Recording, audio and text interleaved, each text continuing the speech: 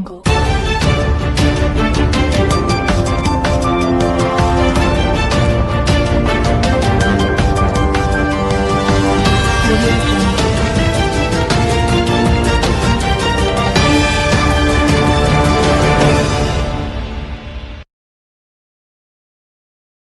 ಗಂಗಾವತಿ ತಾಲೂಕಿನ ಮರಳಿ ಗ್ರಾಮದಲ್ಲಿರುವ ಶ್ರೀಮತಿ ಎಂಎನ್ಬಿವಿ ಟ್ರಸ್ಟಿನ ಎಂಎಸ್ಎಂಎಸ್ ಲಾ ಕಾಲೇಜಿನಲ್ಲಿ ಸೈಬರ್ ಅಪರಾಧಗಳ ಬಗ್ಗೆ ಜಾಗೃತಿ ಕಾರ್ಯಕ್ರಮ ಜರುಗಿತು. ಈ ವೇಳೆ ಕೊಪ್ಪಳ ಸೈಬರ್ ಕ್ರೈಂನ ಪೊಲೀಸ್ ಠಾಣೆಯ ಡಿವೈಎಸ್ಪಿ ಸಿದ್ದಲಿಂಗಪ್ಪ ಗೌಡ ಪಾಟೀಲ್ ಮತ್ತು Koppal cyber crime police inspector ಆಂಜನೇಯರವರು ಸೈಬರ್ ಅಪರಾಧಗಳ ಬಗ್ಗೆ ವಿದ್ಯಾರ್ಥಿಗಳಿಗೆ ಜಾಗೃತಿ ಮೂಡಿಸಿದರು.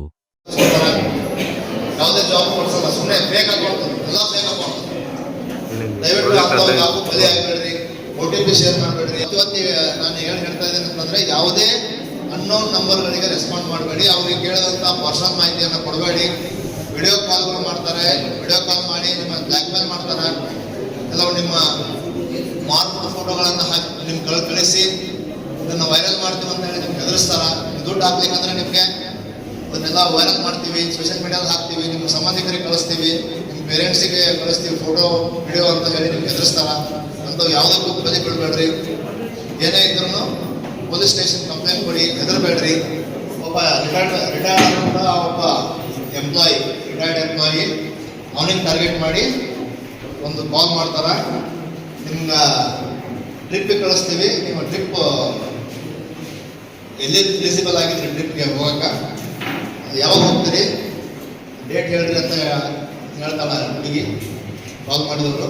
ಅವರೆಲ್ಲ ಪಾಪ ಭಾಳ ಖುಷಿಯಿಂದ ಅವ್ನು ಹೇಳ್ತಾನೆ, ಎಲ್ಲ ಹೇಳ್ತಾನೆ. ನಿಮ್ಗೊಂದು ನಂಬರ್ ಕಳಿಸುವಂತ OTP ನಂಬರ್ ಅಂತ ಹೇಳಲ್ಲ, ಅವರು ಟ್ರಾವೆಲ್ ಕೋಡ್ ಅಂತ ಹೇಳ್ತಾರೆ, ಇಂಟರ್ನ್ಯಾಷನಲ್ ಟ್ರಾವೆಲ್ ಕೋಡ್. ಅರ್ಥ ಆಯ್ತಾ? ಅದ ನಂಬರ್ ಹೇಳಿದ್ರೆ ಭಾಳ ಖುಷಿಯಾಗಿ ಆ ನಂಬರ್ ಶೇರ್ ಮಾಡಿಬಿಡ್ತಾನೆ. ಆ ನಂಬರ್ ಶೇರ್ ಮಾಡಿದಾಗ ಏನಾಯ್ತು, ಅವನ ಅಕೌಂಟ್ನಾಗ ಇರ್ತಕ್ಕಂಥ ರಿಟೈರ್ಮೆಂಟ್ ಬೆನಿಫಿಟ್ಸ್, ಅವ್ನ ರಿಟೈರ್ಮೆಂಟ್ ಆಗಿರುತ್ತೆ ಎಲ್ಲ ಏನು ಬೆನಿಫಿಟ್ಸ್ ಬಂದಿತ್ತು, ಫೈನಾನ್ಷಿಯಲ್ ಬೆನಿಫಿಟ್ ಎಲ್ಲ ಏನಾಯ್ತು, ಹೋಯ್ತು. ಈ ರೀತಿಯಾದಂಥ ಅಫೆನ್ಸ್ಗಳು ಆಗ್ತಾ ಇದೆ. ಅದಕ್ಕೆ ಎಲ್ಲರೂ ಅವೇರ್ ಜಾಸ್ತಿ ಮೋಸಕ್ಕೊಳಗಾಗ್ತಾರೆ.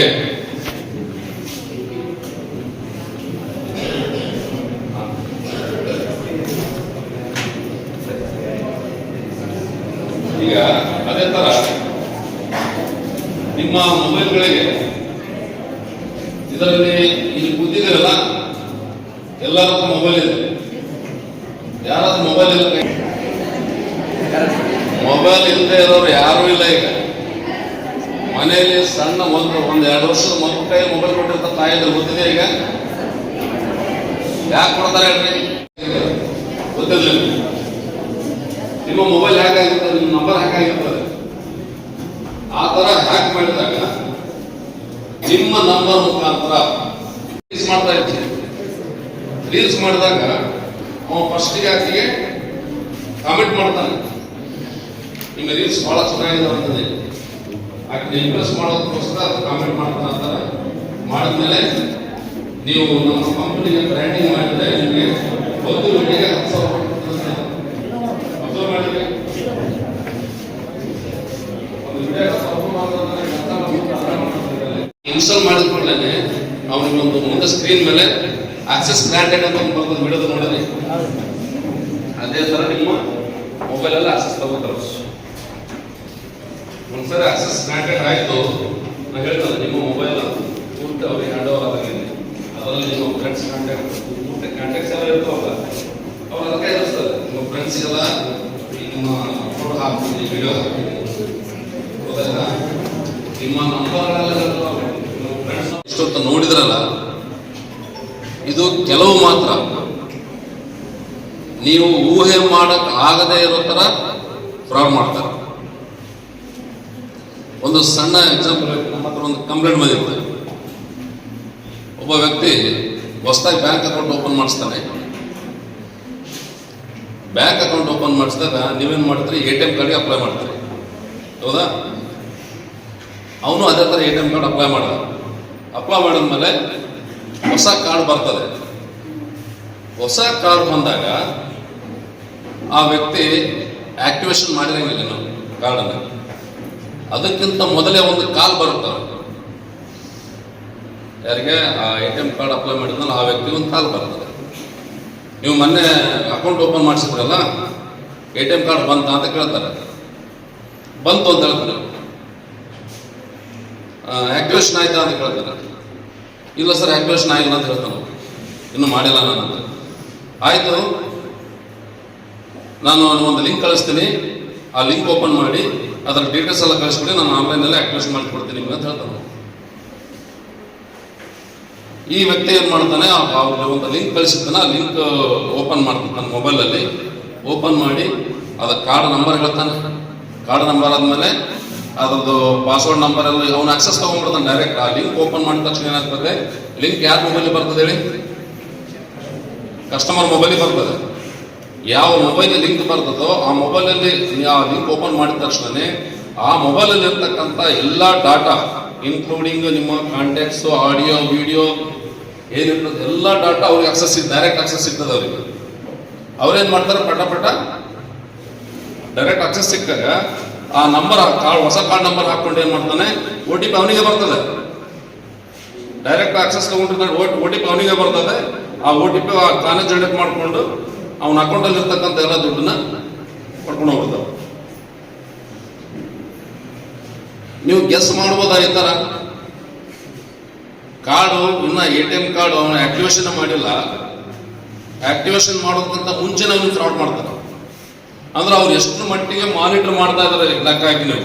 ಇವನು ಹೊಸ ಅಕೌಂಟ್ ಓಪನ್ ಮಾಡಿಸಿದ್ದ, ATM ಕಾರ್ಡ್ ಅಪ್ಲೈ ಮಾಡಿದ್ದ ಅಂತ ಅವ್ನಿಗೆ ಏನು ಗೊತ್ತಿರಬೇಕು? ಹೌದಾ? ಈ ತರ ಸಾಕಷ್ಟು ಫ್ರಾಡ್ಗಳು ಮಾಡ್ತಾ ಇರ್ತಾರೆ. ಇನ್ನೊಂದು, ಈ ಹೆಚ್ಚು ಎಜುಕೇಟೆಡ್ ಜನರೇ ಇದಕ್ಕೆ ಮೋಸಕ್ಕೊಳಗಾಗ್ತಾರೆ. ಹೆಂಗೆ ಅಂತಂದ್ರೆ, ಒಬ್ಬರು ಹೆಸರೇನು ಹೇಳಂಗಿಲ್ಲ, ಬ್ಯಾಂಕ್ ಮ್ಯಾನೇಜರ್, ಯಾರು ಹೇಳಿ? ಬ್ಯಾಂಕ್ ಮ್ಯಾನೇಜರ್ ಒಬ್ಬ ವ್ಯಕ್ತಿ, ಅವ್ರಿಗೆ ಯಾವ ಕಾಯಿಲೆ ಇತ್ತೋ ಗೊತ್ತಿಲ್ಲ ನನಗೆ. ಸಾಮಾನ್ಯವಾಗಿ ನೀವು ಕಾಯಿಲೆ ಬಂದ್ರೆ ಏನು ಮಾಡ್ತೀವಿ ಹೇಳ್ರಿ? ನಿಯರ್ ಬೈ ಹಾಸ್ಪಿಟ್ಲಿಗೆ ಹೋಗ್ತೀವಿ, ಇಲ್ಲ ನಮ್ಮ ಯಾರು ಫ್ಯಾಮಿಲಿ ಫ್ರೆಂಡ್ ಡಾಕ್ಟರ್ ಇದ್ರೆ ಅವ್ರಿಗೆ ಕಾಂಟ್ಯಾಕ್ಟ್ ಮಾಡ್ತೀವಿ. ಬಟ್ ಆ ಮಹಾನುಭಾವ ಏನು ಮಾಡಿದ್ರು, ಆನ್ಲೈನಲ್ಲಿ ಡಾಕ್ಟರ್ ನೋಡ್ತಾರೆ ಅವರು. ಅದು ಅವ್ರಿಗೆ ಎಂಥ ಕಾಯಿಲೆ ಅಂತ ಗೊತ್ತಿಲ್ಲ ನನಗೆ. ಆನ್ಲೈನಲ್ಲಿ ಡಾಕ್ಟರ್ ಹುಡುಕ್ತಾನಂತ, ಮತ್ತೆ ಹುಡುಕ್ದಾಗ ಬಿಡ್ತಾರ, ಅವ್ರು ಅಲ್ಲಿ ಕಾಯ್ಕೊಂಡು ಕೂತ್ಕೊಂಡಿರ್ತಾರೆ. ಒಬ್ಬ ಡಾಕ್ಟರ್ ಪರಿಚಯ ಆಗ್ತಾನೆ. ಅಲ್ಲಿಂದ ಪರಿಚಯ ಆದಾಗ ಅವ್ರು ಅಪಾಯಿಂಟ್ಮೆಂಟ್ ತಗೋತಾನೆ. ಎಲ್ಲ ಪರಿಚಯ ಮಾಡಿಕೊಂಡು, ಆಯಿತು ನಾನು ಅಲ್ಲಿ ನಿಮ್ಮ ಇದಕ್ಕೆ ಇಂಡಿಯಾಕ್ಕೆ ಬರ್ತೇನೆ, ಬಂದಾಗ ನಿಮ್ಗೊಂದು ಹಾಸ್ಪಿಟಲ್, ದೊಡ್ಡ ಹಾಸ್ಪಿಟಲಲ್ಲಿ ಅಪಾಯಿಂಟ್ಮೆಂಟ್ ತೊಗೊಳ್ಳಿ, ಅದು ಬಂದು ನಿಮಗೆ ಟ್ರೀಟ್ಮೆಂಟ್ ಕೊಟ್ಟು ಬರ್ತೀನಿ ಅಂತ ಹೇಳ್ತಾನೆ. ಸ್ಟಾರ್ಟಿಂಗ್ ಏನು ಮಾಡ್ತಾರೆ, ಆಯ್ತು ನಮ್ಮದು ಕನ್ಸಲ್ಟೇಷನ್ ಫೀ ಅಂತಂದೇಳಿ ಒಂದು 20,000 30,000 ಹಾಕ್ಸ್ಕೊಂತಾರೆ ಅವರು, ಯಾರು ಬ್ಯಾಂಕ್ ಮ್ಯಾನೇಜರ್ ಕಡೆ ಅಂತ.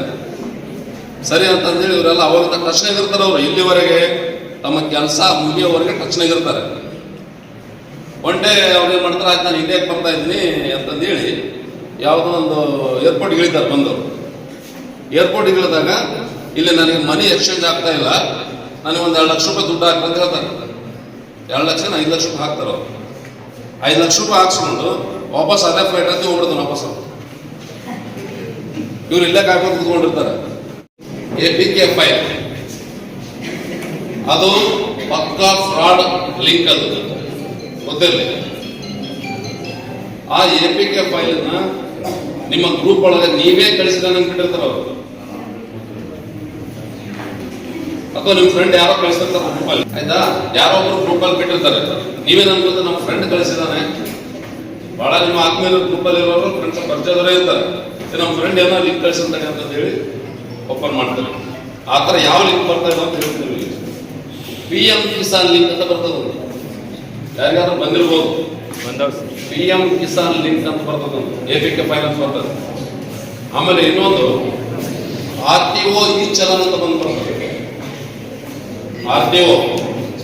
RTO ಈ ಚಲನ್ ಅಂತ ಬರ್ತದೆ. ಇಲ್ಲ SBI ಬ್ಯಾಂಕ್ ಕನೆಕ್ಟೆಡ್ ಲಿಂಕ್ ಅಂತ ಒಂದು ಬರ್ತದೆ ಯಾವ್ದಾದ್ರು. ಈ ತರ ಬಂದಾಗ ನೀವು ಆ APK ಫೈಲ್ನ ಇನ್ಸ್ಟಾಲ್ ಮಾಡ್ಕೊಂಡ್ರೆ ಅಂತಂದ್ರೆ, ನಾನು ಆಗಲೇ ಹೇಳಿದಂಗೆ ನಿಮ್ಮ ಮೊಬೈಲ್ನ ನೀವು ಅವ್ರಿಗೆ ಹ್ಯಾಂಡ್ ಓವರ್ ಮಾಡಬೇಕೆ. ನಿಜವಾಗಿ ಕೂಡ ಇವತ್ತಿನ ದಿನಗಳಲ್ಲಿ ನಡೆತಕ್ಕಂಥ ಜಾಗತಿಕ ದಿನಗಳಲ್ಲಿ ಇವತ್ತು ನಾವೆಲ್ಲರೂ ಕೂಡ ಈ ಸೈಬರ್ ಯಾವ ರೀತಿಯಾಗಿ ನಡೀತಿದೆ, ಅದಕ್ಕೆ ಯಾವ ರೀತಿಯಾಗಿ ನಾವು ಒತ್ತನ್ನು ಕೊಡಬೇಕಾಗಿದೆ, ಅದನ್ನು ಯಾವ ರೀತಿಯಾಗಿ ಅದರಿಂದ ನಾವು ಪರಿಹಾರವನ್ನು ಕಂಡುಕೊಳ್ಬೇಕಾಗಿದೆ. ಅದರಲ್ಲಿ ವಿಶೇಷವಾಗಿ ಕೂಡ ಇವತ್ತು ಏನು ಸೈಬರ್ಗಳನ್ನ ಮಾಡ್ತಕ್ಕಂಥದ್ದು ನಮ್ಮಂತ ಶಿಕ್ಷಣವನ್ನು ಕಲಿತಿರ್ತಕ್ಕಂಥ ಪದವಿಯನ್ನು ಪಡೆದಿರ್ತಕ್ಕಂಥ ತಾಂತ್ರಿಕ ಶಿಕ್ಷಣದಲ್ಲಿ ತಮ್ಮನ್ನೇ ತಾವು ಸಾಧಿಸಿಕೊಂಡಿರ್ತಕ್ಕಂಥ ಯಾವುದೇ ಒಂದು ರೀತಿಯಲ್ಲಿರ್ತಕ್ಕಂಥದ್ದು ಇದರಲ್ಲಿ ಹೆಚ್ಚಿನವನ್ನು ಪಾಲ್ಗೊಂಡು ತಾವು ಮೋಸಕ್ಕೆ ತುತ್ತಾಗ್ತೀರಿ ಅನ್ನೋ ಮಾತನ್ನ ಇವತ್ತು ಹೆಮ್ಮೆಯಿಂದ ಹೇಳ್ತಿದ್ದಾರೆ. ನಿಜವಾಗಿಯೂ ಕೂಡ ಇವತ್ತು ಒಪ್ಪಿಕೊಳ್ತಕ್ಕಂಥದ್ದು ಇವತ್ತು ನಡೀತಕ್ಕಂಥ ಜಾಗತಿಕ ದಿನಗಳಲ್ಲಿ ಕೂಡ ಇವತ್ತು ಆಗ್ತಕ್ಕಂಥದ್ದು ಬಹಳಷ್ಟು. ಯಾಕೆಂದ್ರೆ ನಾವೆಲ್ಲ ರೈತರು ಗ್ರಾಮೀಣ ಪ್ರದೇಶದಲ್ಲಿ ಅತಿ ಕಡುಬಡುವ ರೈತರ ಜೀವನದಲ್ಲಿ ಬಂದು ಏನು ವಿದ್ಯಾವಂತನಾದಾಗೆ ನಾವೊಬ್ಬ ಉದ್ಯೋಗವಂತನಾಗಬೇಕು ಅಂತಕ್ಕಂಥ ನಿರುದ್ಯೋಗಿ ಇದ್ದಾಗೆ ಯಾವುದಾದ್ರೂ ಕೂಡ ಮೋಸಜಾಲಕ್ಕೆ ನಾವು ಹೋಗ್ತೀವಿ.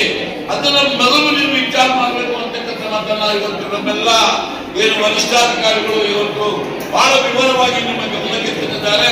ನೀವು ಕೂಡ ಇವತ್ತು ಏನು ಇರ್ತಕ್ಕಂಥ ನಿಮ್ಮಲ್ಲಿ ಇರ್ತಕ್ಕಂಥ ವಿಷಯಗಳ ಬಗ್ಗೆ ಕೂಡ ಮುಕ್ತವಾಗಿ ಕೂಡ ನಾವು ಚರ್ಚಿಸಿದ್ದೀವಿ. ಒಂದ್ ಮಾತನ್ನ ನಾನು ಹೇಳ್ತಾ ಇದ್ದೇನೆ, ಇವತ್ತು ನೀವೇನು ಈ ವಿಚಾರಗೋಷ್ಠಿ ಚರ್ಚೆಯಲ್ಲಿ ತಾವು ಪಾಲ್ಗೊಂಡಿದ್ದೀರಿ, ಈ ಸೈಬರ್ಗೆ ನಾಂದಿ ಹೇಳ್ತಕ್ಕಂಥದ್ದು ಆಗ್ಬೇಕಾಗಿದೆ. ನೀವು ನಿಮ್ಮ ಮನೆಯಲ್ಲಿರ್ತಕ್ಕಂಥ ವಿದ್ಯಾವಂತರು ಪ್ರತಿಯೊಬ್ಬರಿಗೂ ಕೂಡ ಪಕ್ಕದ ಮನೆಗೆ ಈ ವಿಷಯವನ್ನ ತಿಳಿಸಿ ನೀವು ಯಾವುದೇ ಒಂದು ಆಸೆಗೆ ಮೋಸ ಹೋಗಲಾರದೆ ನಿಮ್ಮ ಜೀವನವನ್ನ ನೀವು ಒಳ್ಳೆಯ ರೀತಿ ಬಂಗಾರವನ್ನಾಗಿ ಮಾಡಲಿಕ್ಕೆ ಕಾರಣೀಕರ್ತರಾಗಬೇಕು ಅಂತಕ್ಕಂಥ ಮಾತನ್ನ ಹೇಳ್ತಾ ಈ ಕಾರ್ಯಕ್ರಮ ಈ ವೇಳೆ ಸಂಸ್ಥೆ ವತಿಯಿಂದ ಸೈಬರ್ ಕ್ರೈಂನ ಪೊಲೀಸ್ ಅಧಿಕಾರಿಗಳಿಗೆ ಆತ್ಮೀಯವಾಗಿ ಸನ್ಮಾನಿಸಿ ಗೌರವಿಸಲಾಯಿತು.